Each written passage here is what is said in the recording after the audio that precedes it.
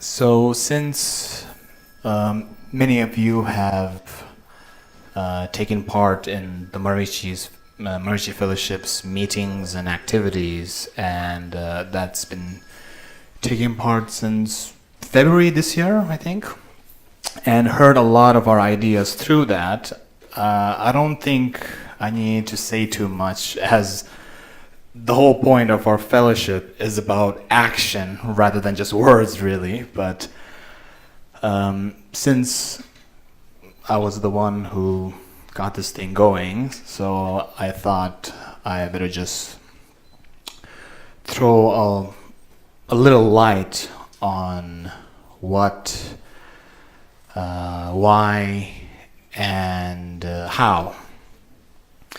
So actually, I gotta say, this all started out over pizza. Seriously. Not precisely that kind of pizza, but yeah. And how that happened was earlier this year when we visited Seattle, some of our friends wanted to take us out for lunch, pizza. And during that time, Kinsella was going over some of the appointments and stuff that we got coming up in the car.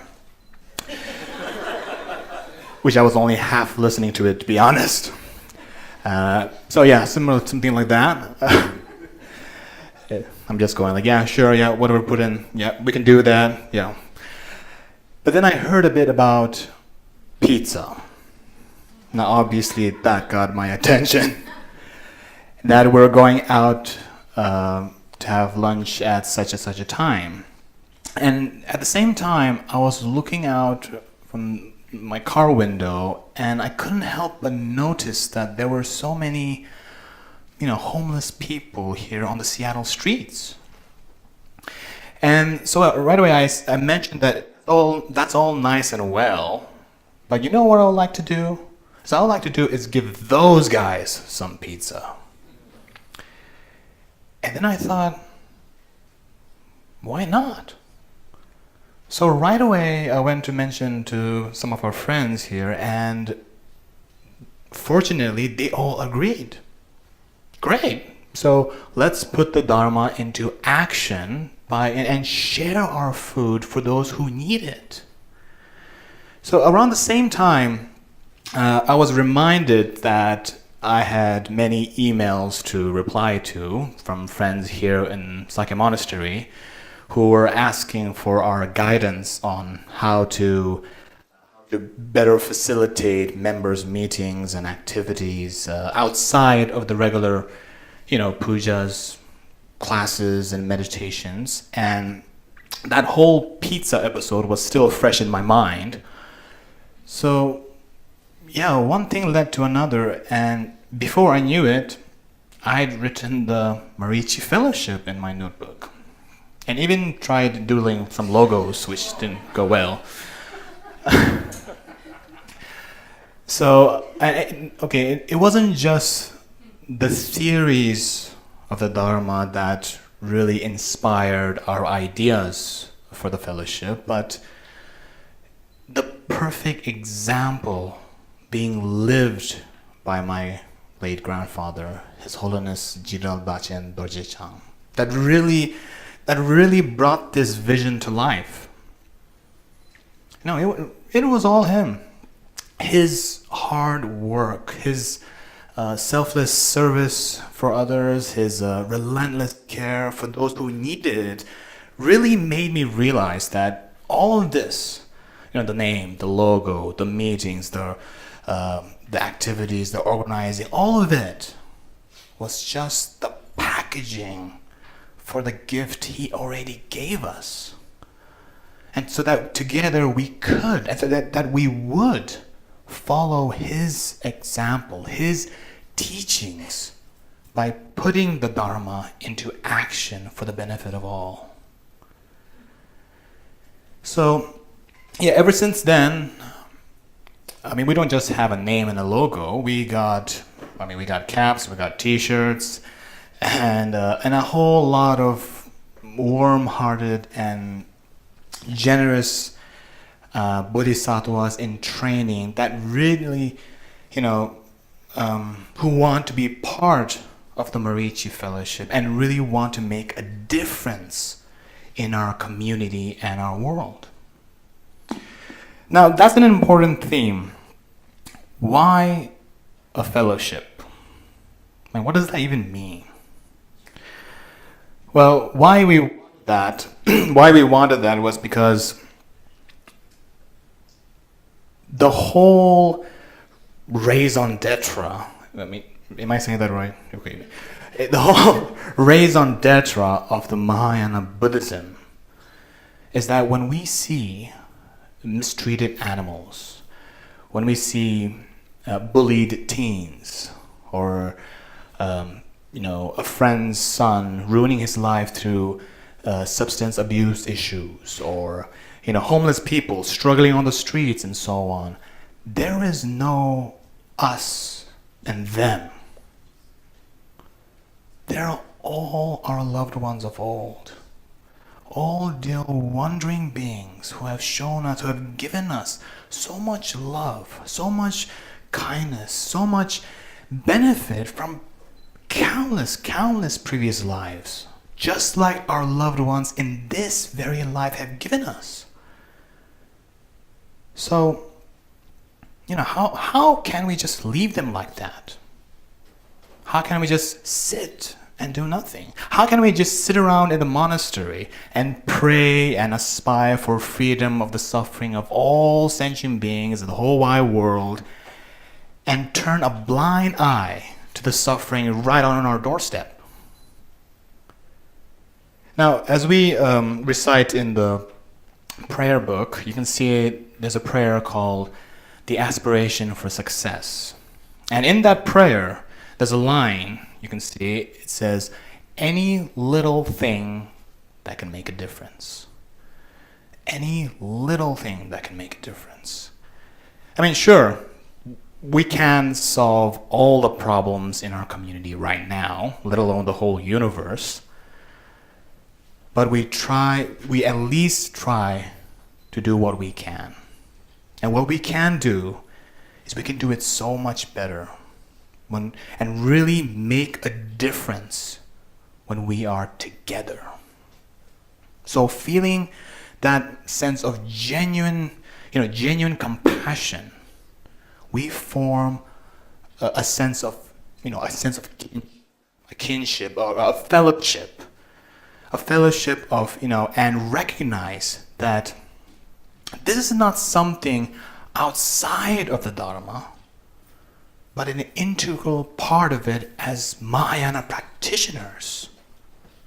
This means that whether it's someone like Venerable Lekshe, who visits prison to offer chaplaincy, which is what he's doing right now, or 2 or 3 members helping out an animal rescue center, or 4 or 5 people planting trees or picking up garbage to help the environment, or helping people, just supporting people dealing with their addiction-related problems, or a whole group of us going out to donate provisions to the homeless, whatever it is, we are all part of a fellowship of mutually supportive friends. Yes, and when I first came up with that slogan, putting the Dharma into action for the benefit of all. Now, some friends came to me and said, Rinpoche, don't you mean by putting bodhicitta in action? Don't you mean by putting compassion into action and so on? So I had to say, I understand what you're trying to say, but in the way my grandfather taught us, there is no Dharma without compassion. It means the same thing. This is because we recognize that we need the Dharma to awaken our replete Buddha nature, to be in optimum capacity to benefit other sentient beings. And yes, sure, this is, a first and foremost personal practice of internal development through meditation, morality, and developing wisdom, and so on and so forth. But in helping those who need it, in fellowship with other walkers of the way of wisdom and compassion, does not detract us from that process. No, in fact, it actually enhances it. It actually enhances the merits towards our ultimate goal. So therefore, when we in the fellowship work together and have motivation of bodhicitta, and then act out of bodhicitta, and then dedicate the virtues of such actions to the bodhi of all sentient beings, then this is no ordinary act of charity, right?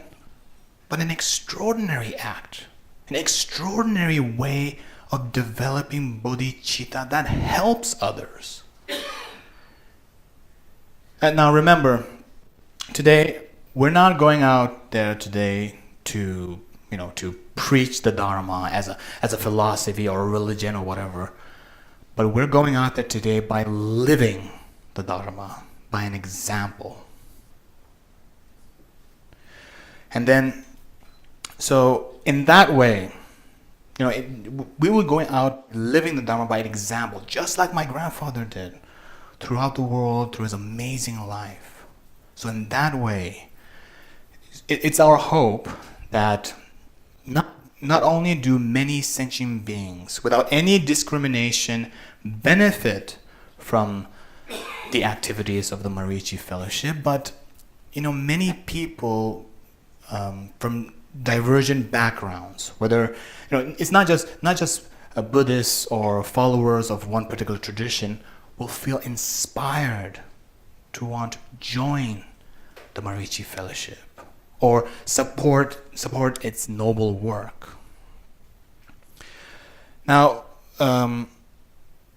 there's already some reflections I wrote in the prayer book about why we chose Marici as our inspiration. So, you all know that her symbolism is sunlight. The sun shines its light without any discrimination on where it lands and dispels all the darkness. In the same way, by putting the Dharma into action by body, speech, mind, we will be radiating that, Marici's divine light that clears away all the outer obstacles, the sorrows, the pain, the suffering from the world, without any bias or without any agenda. So now what are the areas we're focusing that healing light of Marici on right now? Well, we have highlighted some of the main focuses for the fellowship to initially focus on. And that is first homelessness, poverty, mental health, addiction recovery and support, bullying and other youth issues, prisons, death, dying and bereavement, supporting carers, animal welfare, and ecology. So those are the main focus. And then although we may be focusing on one particular point of focus at a time as a group here, but our hope is that we eventually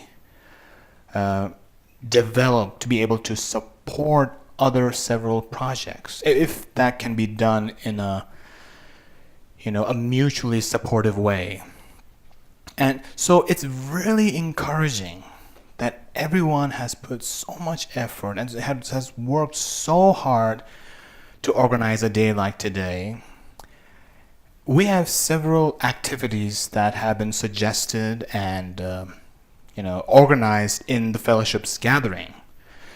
So through the fellowship, the work, and we can have, through the fellowship, we can have a bigger event like today, plus smaller activities going on. And so through sharing that, the work of the Marici Fellowship will surely grow from strength to strength. Now, so far we've been talking about what's been going on our own doorstep here in Seattle, but already the scope of the Marici Fellowship has broadened. Okay, so last month we had beautiful acts of generosity and loving kindness going on at the same time to in different places in Delhi, Bhutan, Nepal, Australia, and even in the UK to coincide with the 1-year anniversary of my maternal grandmother's passing away. And we have appointed some official representatives of the fellowship in those countries too. And now, there's interest in other places as well.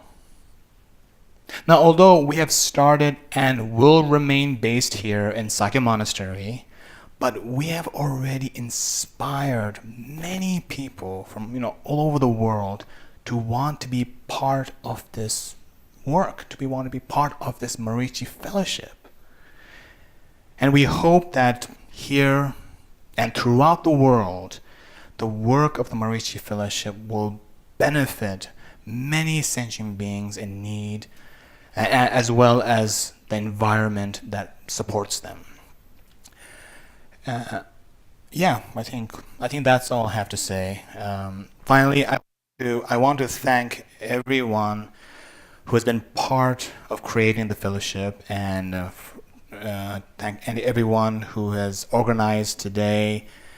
For those of you who wish to help in the Marici Fellowship's in future activities, and I want to thank, from the bottom of my heart, I want to thank every single one of you to being part of this. Thank you.